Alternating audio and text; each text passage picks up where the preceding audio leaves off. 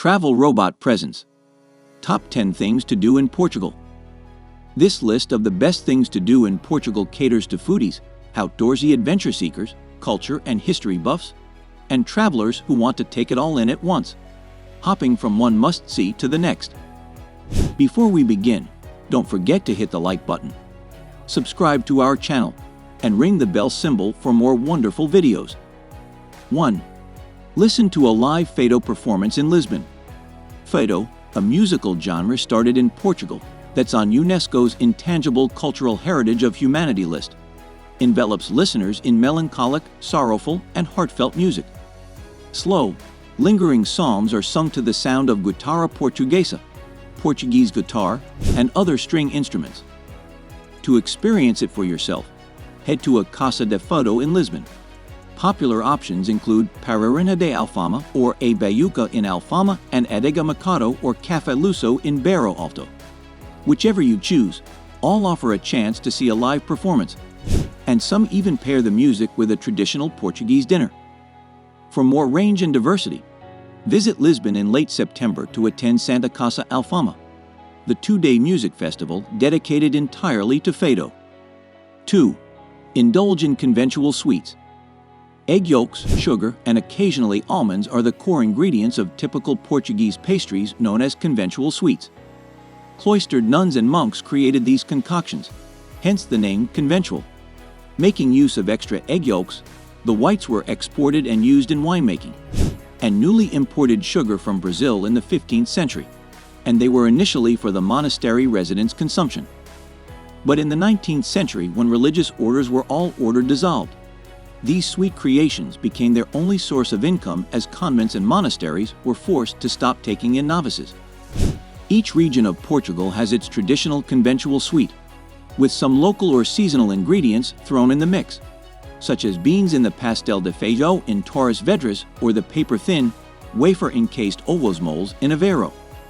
The pastel de nata custard tarts are Lisbon's most famous conventual sweet, and the one that's seen the most variations, including vegan alternatives. 3. Celebrate Carnaval. For 3 days before Ash Wednesday, in February or early March, kids and grown-ups dress up in costumes and participate in Carnaval parades and celebrations happening all over Portugal. Carnaval is often referred to locally as the Portuguese version of Halloween. The first celebrations can be traced back to the 13th century, when some of ancient Rome's pagan festivities were appropriated by the Catholic Church. Nearly every town around Portugal hosts a carnival parade on Fat Tuesday, the last day of Carnival, but some are more iconic than others. Torres Vedras, over in Lule, is home to the best carnival celebrations, and they mix local traditions with Brazilian-inspired samba parades. In Potens, a small village in Portugal's northwest, Carnaval is celebrated differently from the rest of the country. Here, it's a unique end-of-winter celebration that inherited the pagan traditions of former Celtic settlers and is part of UNESCO's Intangible Cultural Heritage list. Villagers take part in the Carlos, masked men parade, and they cover their faces with handmade tin or leather masks depicting a demon-like figure and wear cowbells around their waists. 4. Surf the giant waves in Nazaré. The giant Atlantic waves that roll in during Nazaré's rough winters were no secret to local surfers and fishers. But when North American surfer Garrett McNamara established a new world record by riding a 78-foot wave in 2011, the former fishing village on Portugal's west coast jumped to international fame. Giant wave surfing has become one of Nazaré's calling cards, and the view from the lighthouse of São Miguel Arcanjo Fort is one of the most photographed in town. In recent years, the gigantic Atlantic waves of Nazaré have been added to the traveler's bucket list of seasonal phenomena. The Portuguese seaside town is the perfect spot to watch the towering behemoths of white water that rise from Europe's largest and deepest underwater canyon, 5,000 meters below the surface. From November to March, the town becomes a magnet for big wave surfers, an extraordinary group of men and women who are towed to the crest of the wave by a jet ski partner, before hurtling down its face. As longtime sea lovers who have holidayed in Croyd and Nuque countless times, my partner and I can't resist the chance of watching someone surf a wave 3 times the height of our house, and cracking along at over 50 miles per hour. particularly if it means escaping to Portugal in the depths of winter. 5. Party at Santos Populares. Traditional or popular saints festivities, Santos Populares, happen all over Portugal in June, but Street Anthony's in Lisbon on June 13 and Street John's in Porto on June 24 are the best known. In these cities' historical neighborhoods, locals hang colorful ribbons across the narrow cobblestone streets and set up charcoal grills to cook sardines and pork steaks, preferably washed down with a cold local beer or house wine.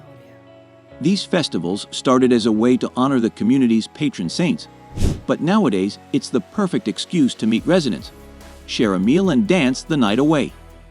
June is the month of celebrations and festivities for the popular saints throughout the country on the nights of Street Anthony, Street John, and Street Peter. The main ones are the Festas de Lisboa on 12 and 13 June, Street Anthony's Day, and in Porto on the night of 23-24 June when Street John is celebrated.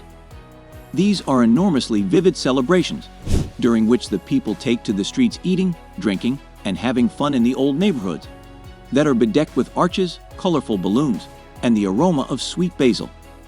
In Lisbon, people from every neighborhood parade down Avenida de Liberdade, filling this major road with colorful characters in costume, folk music, and throngs of spectators.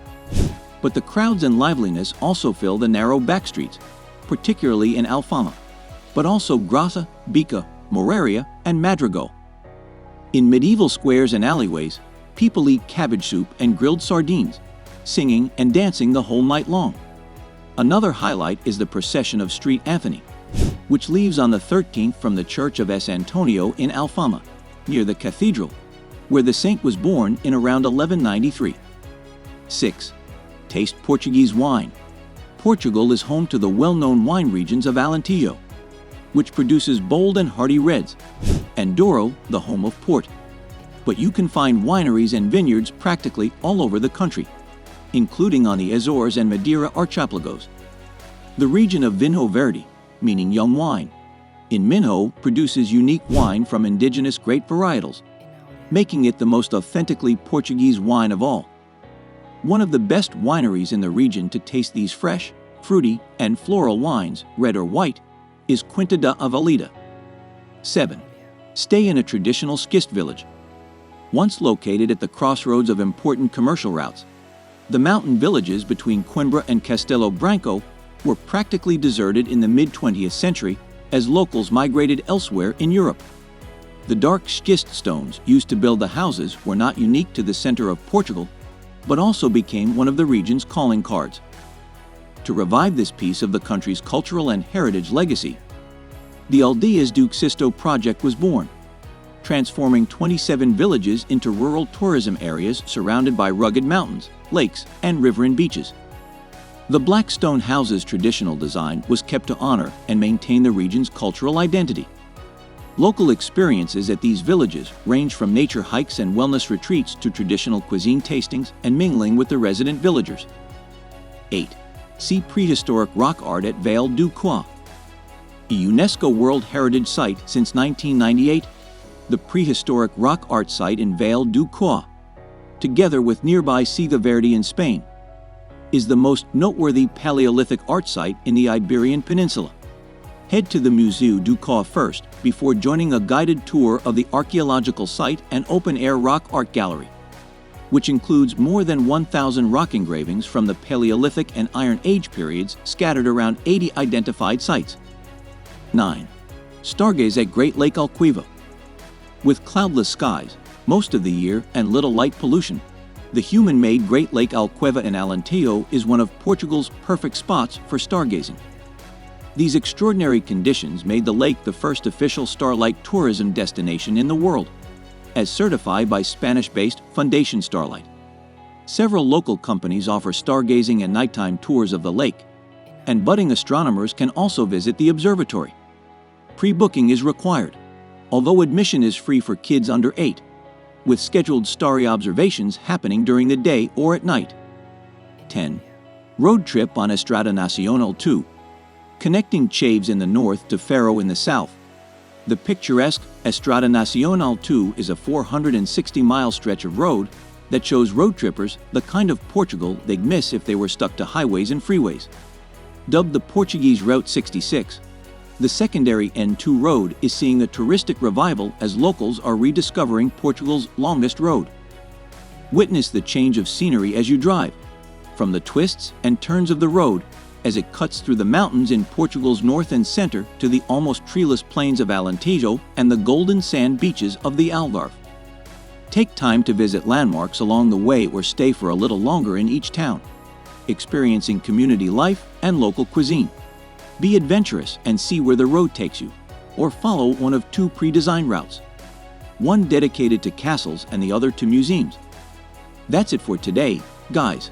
What did you think of the video? Please share with us in the comments section below. Also, don't forget to hit the like button, subscribe to our channel, and ring the bell icon for more incredible videos.